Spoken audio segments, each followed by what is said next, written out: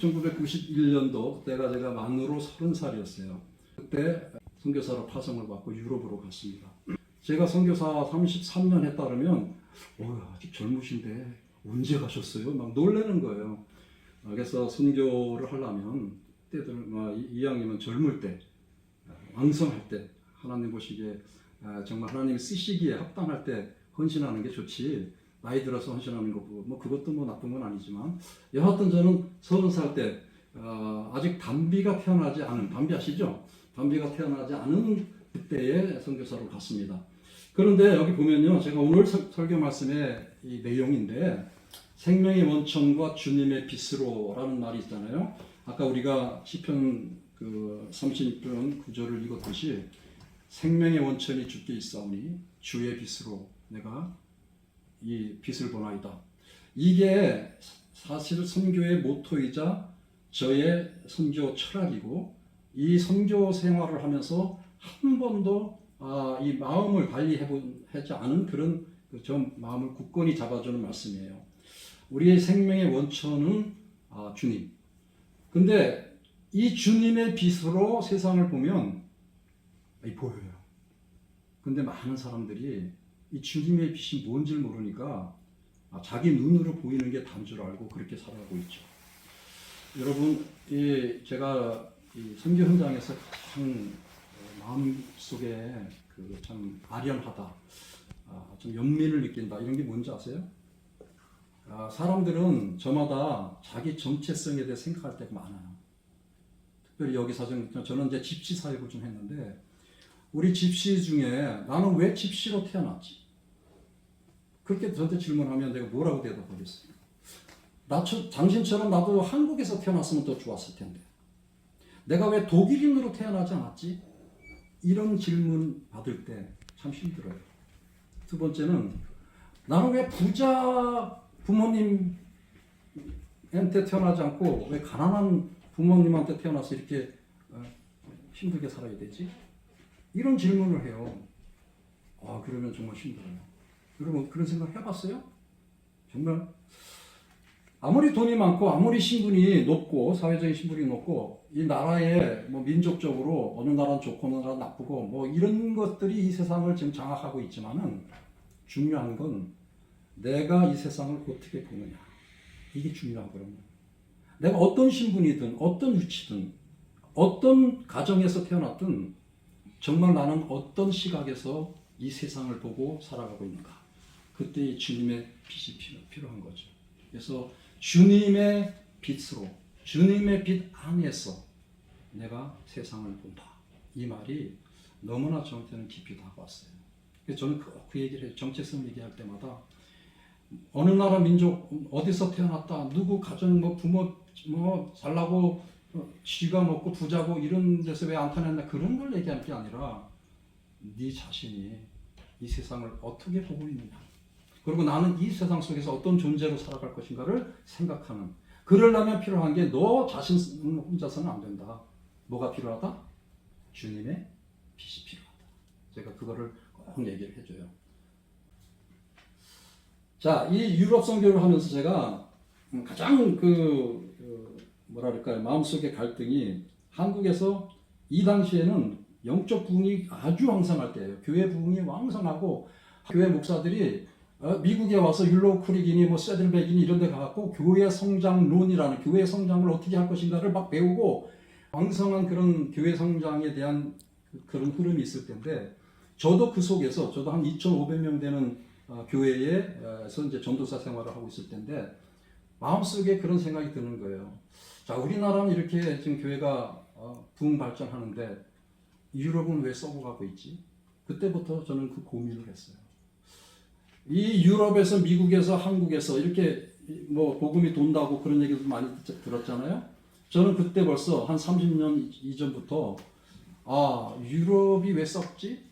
그러면 나중에 시간이 흐르면 우리나라도 썩겠네? 이걸 생각했어요. 지금 우리나라 교회 지금 그 형편이 어떤지 아시죠? 지금 개독교라는 말을 듣고 있어요. 개독교. 자, 왜 그런가? 이 유럽의 그 영적 쇠퇴의 원인을 알아야 유럽 선교가 가능한 것이고, 미국에서도 마찬가지예요. 이 유럽에서 이렇게 건너와서 미국도 지금 뭐 청교도 시작할 때 얼마나 좋은 역사를 갖고 있어요, 미국이. 그런데 지금 미국 교회가 어때요? 쇠퇴하고 있잖아요. 그래서 이 분석을 제대로 하고 그 대안을 바로 제시하면 이 선교적인 그런 시각을 분명하게 가질 수 있다. 세속주의가 확산되고 있습니다. 유럽이 그랬듯이 지금 미국이 그렇고 우리나라가 그래요. 자, 우리나라에서 선교사들을 엄청 많이 파송했습니다. 인구로 따지면 미국보다도 숫자로는 미국이 더 많지만 인구 분포도로 따지면 한국이 세계 제1위다. 이런 얘기를 해요. 그러면 이 한국 선교사들이 아프리카니 아시아니 여러 곳에 나가서 사역하는 걸 볼 때에 세속주의에 물들지 않은 선교사가 얼마나 있을까? 이 생각을 하는 거죠. 우리는 지금 물질주의, 개인주의, 그 다음에 기독교 가치관이 상실되는 그런 상황에서 살고 있습니다. 그래서 이 세속주의에 대해서 어떻게 우리가 저항할 것인가, 어떤 대안을 낼 것인가, 이게 선교의 필수 요건 중에 하나예요. 자, 다문화 사회의 변화, 이슬람이나 뉴에이지 이런 것들이 유럽에 엄청 팽창하고 아시다시피 영국 같은 데는 지금 이슬람 출신들이 강요를 맞는 런던 시장을 만든 이런 일들이 지금 있고 교회들이 옛날 전통 교회들이 지금 이슬람 사원으로 바뀌고 있고 그런 현장들을 이제 나중에 탐방하면 참 좋겠지만은 엄청나게 이슬람 세력이 확장된다가 뉴에이지가 예전부터 우리 뉴에이지 들었지만 이 뉴에이지가 다양하게 각색이 돼서 아주 묵상이라든지 이상한 형태의 모임으로 굉장히 많이 퍼져 있어요, 유럽이. 그래서 그런 부분들 속에서 이단들이 아주 왕성하게 판을 치고 있고 이건 이단이다 이상 하기 힘들 정도로 다양한 형태로 지금 이렇게 유럽이 흔들리고 있어서 기독교의 정체성까지도 혼동되고 있죠. 그러다 보니까 어떻게 되는 거예요? 우리 정식 기독교에서도 이제는 정통적인 그 신앙, 옛날에 웨스트민스터 신앙 고백이라든지 우리가 가치관을 세웠던 그런 신앙 고백들이 다 없어지고 이제는 그냥 좋은 게 좋은 걸로 그렇게 흘러가는 그런 혼동을 겪고 있는 거예요, 유럽에서. 이 교회의 사회적 영향력이 완전히 지금 약화가 되어 있고요. 제자화나 영적 재부흥 이런 것들이 지금 별로 없어요. 그래서 제가 선교의 그 대안적으로는 제자화를 강조하는 것이 굉장히 중요하고 그러기 위해서는 일상 속에서 우리의 삶 속에서 정말 신앙자의 삶이 무엇인가를 삶 속에서 드러내주지 않으면 이제 전부 모두가 다 나는 기독교인이고 대대로 예수를 믿는 사람들이 가정이었는데 나한테 그런 얘기 하지 마. 내가 더 기독교를 잘 알고 있고 내가 더 하나님에 대해서 잘 아니까 나한테 그런 얘기 하지 마. 이런 식으로 지금 흘러가고 있잖아요. 거기에 우리는 어떤 대안으로 또 어떤 접근으로 선교할 수 있을까? 그런 얘기하면 얘기하지 말라 그래요. 나도 다 알고 있어. 어쩌면 내가 너보다 더 많이 알아. 이 복음의 접근이 너무나 힘든 그런 상황이 있죠. 그래서 어떤 예수 믿으세요, 교회 나오세요 이런 거보다는 이 주님의 빛을 내가 바로 받고 내가 빛되는 삶을 사는 그 일상에서의 선교 이런 것이 지금 가장 시급할 때다. 저는 그렇게 믿고 있습니다. 다음 보시면은 이제 선교 사역의 과거와 현재. 요거는 뭐냐면 제가 하고 있는 지난 과거에는 어떻게 했고 지금 현재까지 계속 이렇게 하고 있고 그 다음에 이 선교의 핵심은 생명을 살리고 세우고 그러기 위해서 빛을 전하는 그런 활동으로 저는 저의 선교 사상을 정리하고 있습니다. 그래서 무엇보다도 선교의 계몽을 해야 됩니다. 계몽이 뭐예요? 이게 좋습니다. 이렇게 살아야 됩니다. 이런 얘기를 할 때 계몽인데 그게 말로만은 안 된다는 거예요. 말로만은. 그래서 이 필요성을 일깨워줄 때 아까 제가 얘기했던 대로 나의 삶을 통해서 이게 필요하고요. 두 번째는 그 삶을 통해서 만나지는 사람이 있어요. 만나지는 사람들이 있을 때 그 사람들을 어떻게 나와 관계를 잘 맺어서 대화가 통하게 할 수 있을까? 일단 대화가 통해야 그 사람한테 복음도 전할 수 있고 그 사람한테서 무슨 계몽도 할 수 있고 그렇게 되잖아요. 그러니까 중요한 게 뭐냐? 사람과의 만남, 사람과의 접촉, 그리고 그 만남 속에서 통함이 있어야 돼. 아, 저 사람 좀 통하네. 이래야 뭐가 되지. 아, 저 사람은 답답해. 나 만나기도 싫어. 이렇게 돼버리면 이건 복음을 이야기할 수 있는 길이 없어요.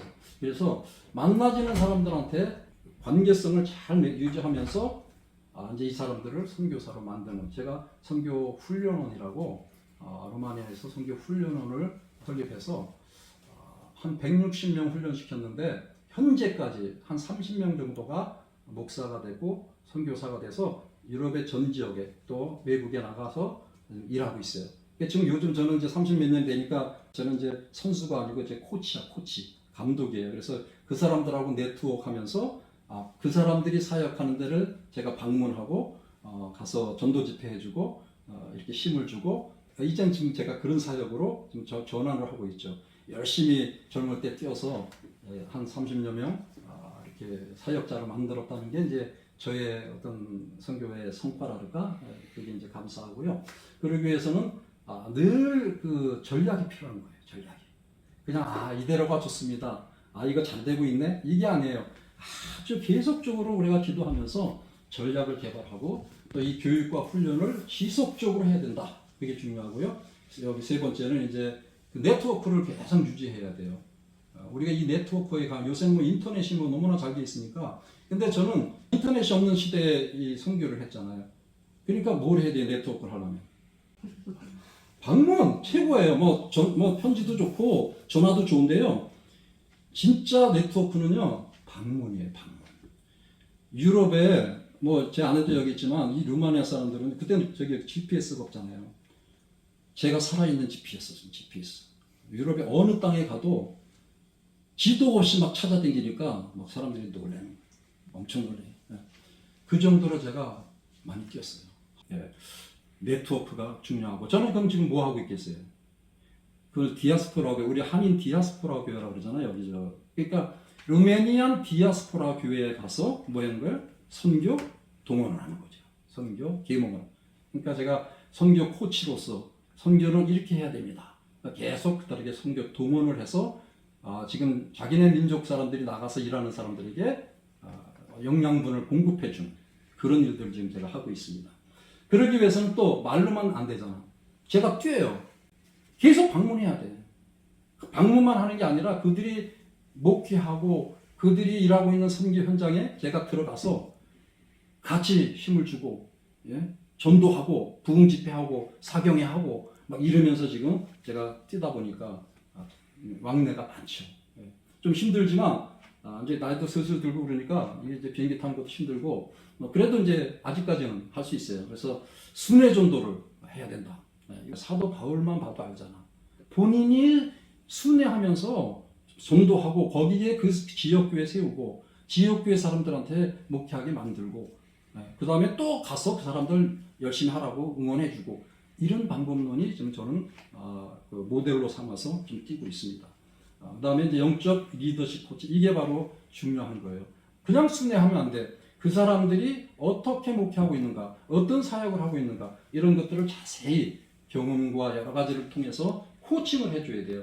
그래서 목회자들이 또 교회 리더들이 성경적인 생각을 가지고 이렇게 목회하고 또 선교적인 참여를 할 수 있도록 도와주고, 그 중에 이제 제가 가장 기초적인 툴을 이용하는 것이 바이블 텔링 미션이라는 거예요.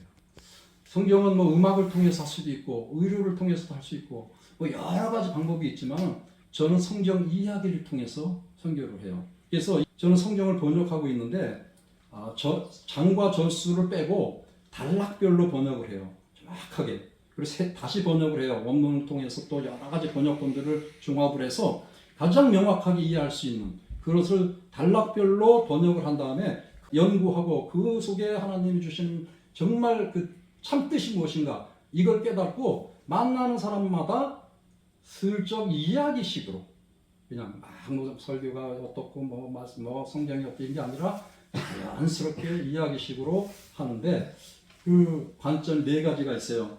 관심, 문제의식, 진단, 응용. 나중에 이제 우리가 기회가 되면 우리가 함께 이제 이런 것 좀 나눴으면 좋겠어요. 사람 만나면 저 사람은 지금 뭐 돈에 관심이 있다. 저 사람은 건강에 관심이 있다.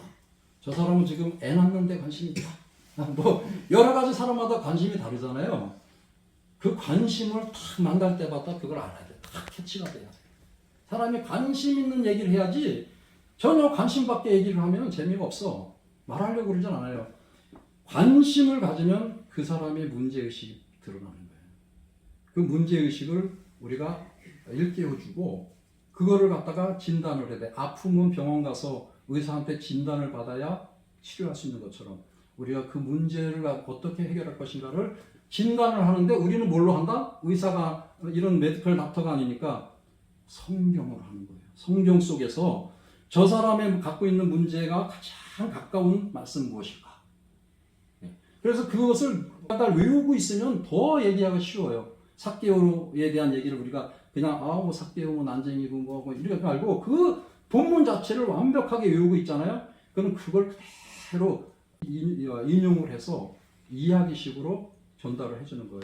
나 이런 사람 알고 있는데 그 사람 삭개오에 대해서 알면 삭개오라고 얘기하고 삭개오가 누군지 모르면 삭개오라는 사람이 있었는데 하면서 이야기식으로 얘기할 때 그 사람이 갖고 있는 문제가 돈은 많은데 키는 작고 난 유대인으로서 하나님 아브라함 자손이었는데 지금 나는 로마 사람 밑에서 이렇게 떡고물 얻어먹고 살고 있고 이런 것들에 대해서 고민하던 문제들을 이 예수라는 분이 만나서 얘기함으로 인해서 어떻게 해결이 된다. 진단을 해주고 이 진단은 문제를 해결하기 위한 진단. 응용이라는 건 뭐예요? 그것은 그 문제의 해결점을 받았으면 실천하기 위해서 어떻게 실천했다. 그 이야기 속에 다 나와요. 이 삭개오가 어떤 실천을 한 거 아시잖아요. 그죠? 다 가난한 사람한테 내 절반을 나눠주고 만약에 내가 토색하거나 도둑질했다면 내가 4배로 갚는다. 이런 얘기를 하잖아요. 그래서 우리도 한번 그런 것들을 생활 속에서 쫙 진단하고 또 응용할 수 있는 그런 게 이 바이블 텔링 미션. 이것만 우리가 잘하면 사람들하고의 만남 속에서 좀 더 성경을 잘 전달하고 주님을 알게 할 수 있다. 이런 얘기고요. 이제 빛을 더 밝히는 그 선교 활동. 그러니까 이전부터 지금까지 해왔는데 또 계속적으로 해가는 게 있어요. 다민족 선교 포럼이라고 들어봤는지 모르지만 제가 여기 미국에 올 때마다 그 광고를 해요. 왜냐하면 다양한 문화 사람들이 지금 여기 살고 있고 또 이 사람들이 저마다 어려움 속에 사는 사람들이 많아요. 뭐 돈이 많아서 풍족하게 사는 사람도 있지만 비자 문제부터 시작해서 뭐 여러 가지 문제가 있어요.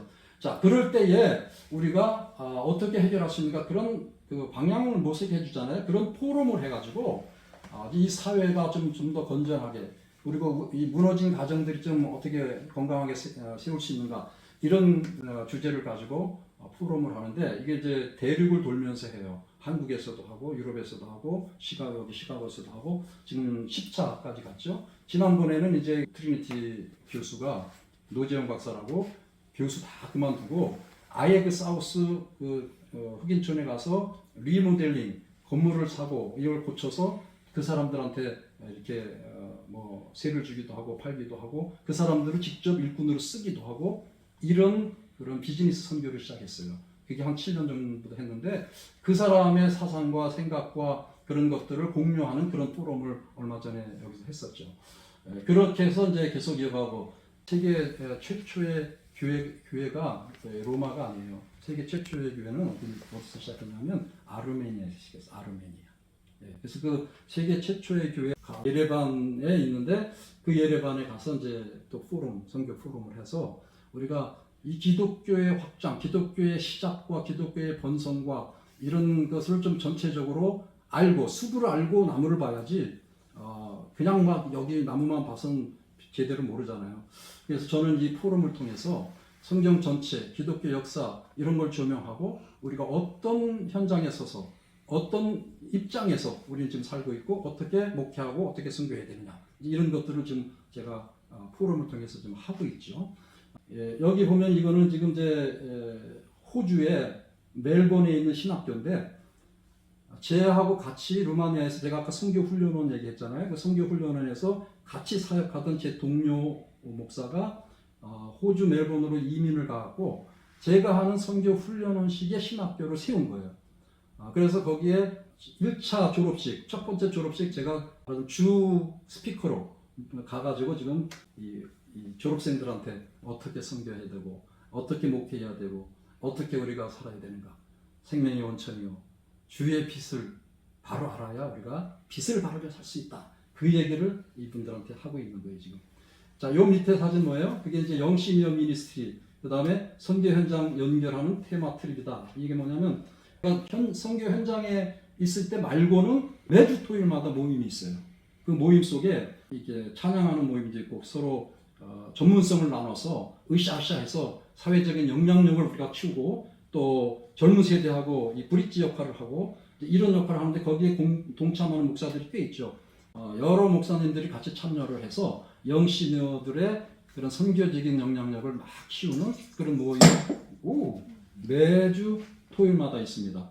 그리고 이제 각 교회에 도전을 해서 나이 들어서 뭐해, 선교 갈 수 있는 분들은, 선교사로 가시는 분들은 너무나 좋은 거지 하나님 앞에서. 그러나 그렇게 못해도 나는 좀 선교에 관심이 있다, 이런 분들을 모아서 선교 현장을 제가 여행을 시켜드려요.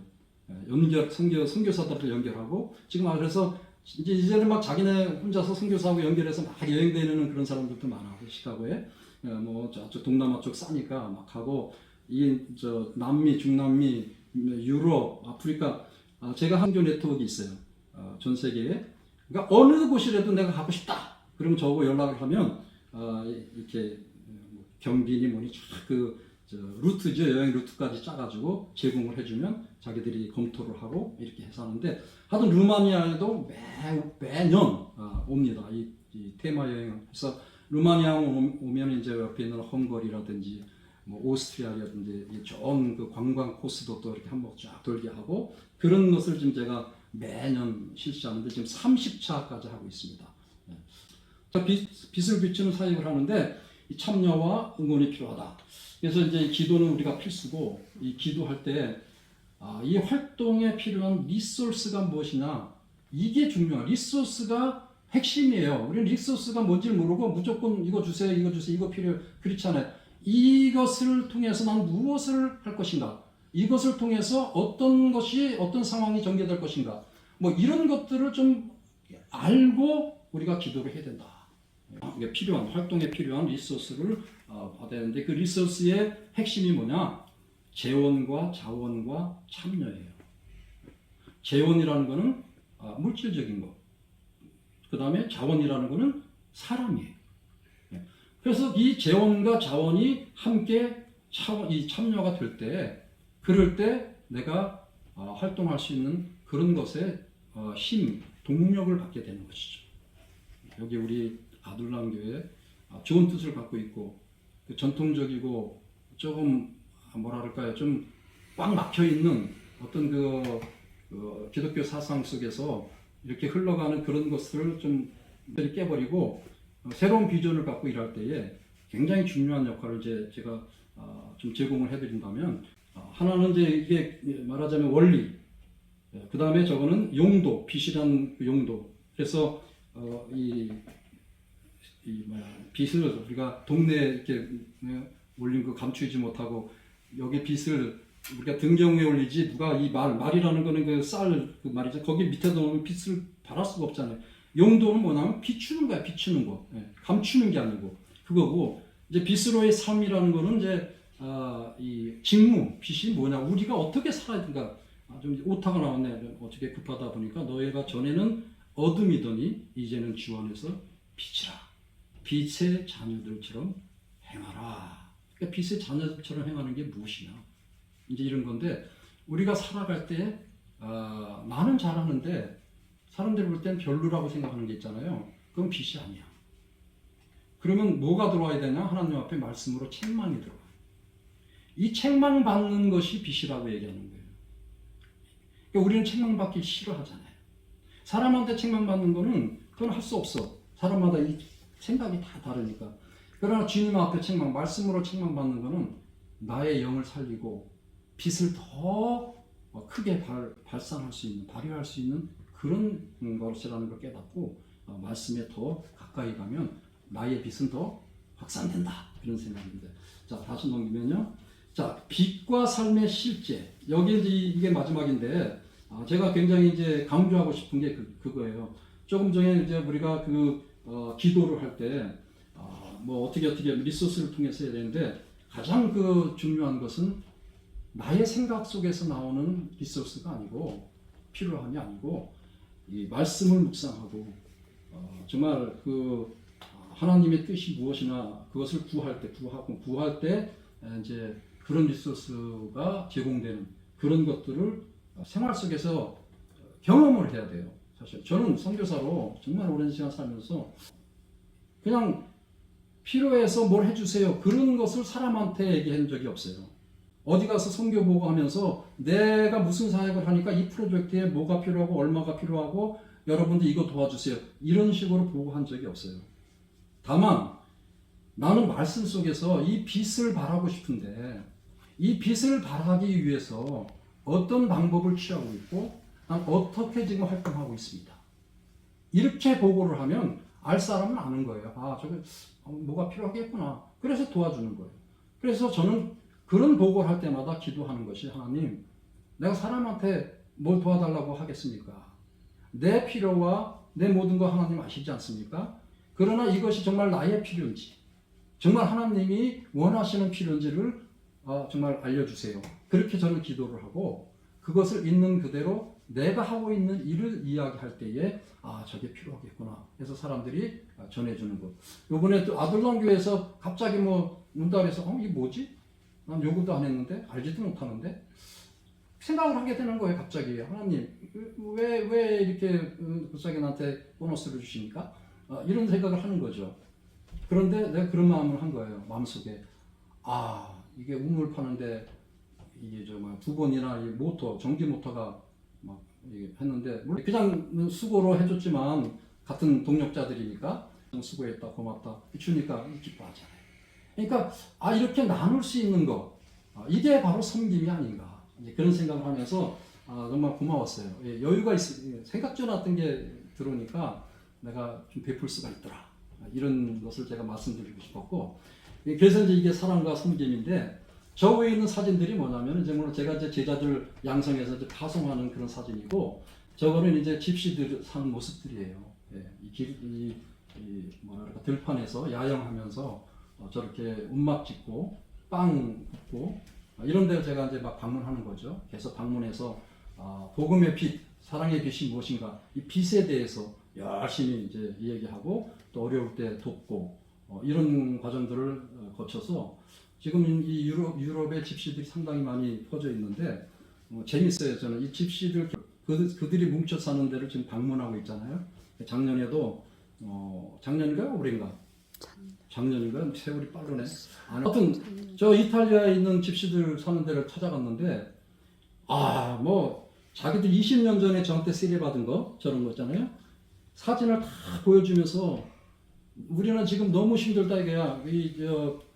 들판에서 풀 뽑고 딸기 따고 이런 노동하면서 살고 있어요. 그리고 거기에 들판 옆에 이렇게 집을 져놓고 거기에 숙소를 정해줘서 땅 주인들이 거기 살게 하는데 무료로 살게 했어요. 이 사람들은 무료로 사는 그 자체가 너무나 감사한 거야. 어디서 무료로 지낼 수 있다는 게. 그래가지고 자기들은 너무 힘들게 살고 있지만 신앙은 지키고 있다. 사진 보이면서 저한테 우리는 신앙을 지키고 있다. 이 말을 듣는 순간에 저는 너무너무 감동이 되더라고요. 그래서 이 집시처럼 정말 발붙이 없는 자기들이 이렇게 옮겨다니면서 그렇게 사는 사람들도 신앙으로 살고 있다는 간증을 하는 그런 모습을 들으면서 이 복음의 빛은 더 넓게 더 많은 인종에게 하다못해 정말 사람들한테 멸시받는 집시들에게도 복음의 빛은 비춰야 된다. 그런 것을 제가 깊이 깨달았고요. 저거는 이제 제가 목회하면서 로마니아 교회 목회 성찬식 하는 장면. 저게 바로 이제 집시들 우물가에서 이제 우물에서 개천에서 세례받는 장면인데 이 예수를 믿게 되면 자기들의 그 지저분한 그런 삶을 완전히 변화시켜야 돼요. 그러면 옆에 있는 가족들이 울고불고 난리야. 이 세례받고 침례받는 때는. 왜냐하면 세례받는 순간에 이제 자기는 옛것은 지나가고 새 것이 되었다. 근데 이 사람들은 다 옛것을 지킴이 살기를 원해. 그걸 바꾸려니까 굉장한 저기가 있는. 그래서 동네방네 사람들 막 전부 나와서 구경을 해요. 여기 미국에서는 느껴보지 못하는 그런 곳인데 예수님이 막 산상수훈가 할 때 뭐 5천 명, 5병이어가 일어나고 이런 것들이 선교 현장에는 아직도 루마니아뿐 아니고 뭐 아주 아프리카나 이번에도 누구 간증 들으니까 에티오피아에 갔다 오신 분 얘기 들으니까 뭐 몇천 명 모여서 이런 걸 했다 그러는데 여하튼 중요한 거 뭐냐 요 밑에 요거가 이제 핵심이야. 우리 목사님한테도 우리 전사님 모두에게 지혜와 담대함으로 그냥 무조건 주님의 믿음으로 담대하게 나가는 그것만 강조하면 안 된다. 지혜가 있어야 된다. 우리가 지금 여기 시카고에서도 그렇고 루마니아에서도 그렇고 어둠 속을 뚫고 나가고 정말 여러 가지로 묶여 있는 이것을 깨트리고 나갈 때에 용기만 갖고 있으면 안 된다. 지혜가 있어야 돼요. 그래서 지혜롭게 접근하되 말씀적인 접근이 내 생각과 내 이론과 내 철학이 아니고 말씀 속에서 나는 그런 것을 가지고 우리가 접근해야 돼요. 하나님 말씀은 운동력 있고 생명력 있다. 우리는 잘 알고 있잖아요. 이것을 우리가 깊이 깨닫고 그것을 의존해서 나갈 때 나의 용기, 나의 담대함이 아니라 말씀이 나를 담대하게 하는 거예요. 그렇게 우리가 사역을 하면 좋은 결과 또 좋은 열매가 있으리라 믿습니다. 시간이 어떻게 됐는지 모르지만 하여튼 이렇게 말씀을 끝내고 잠깐 기도하겠습니다.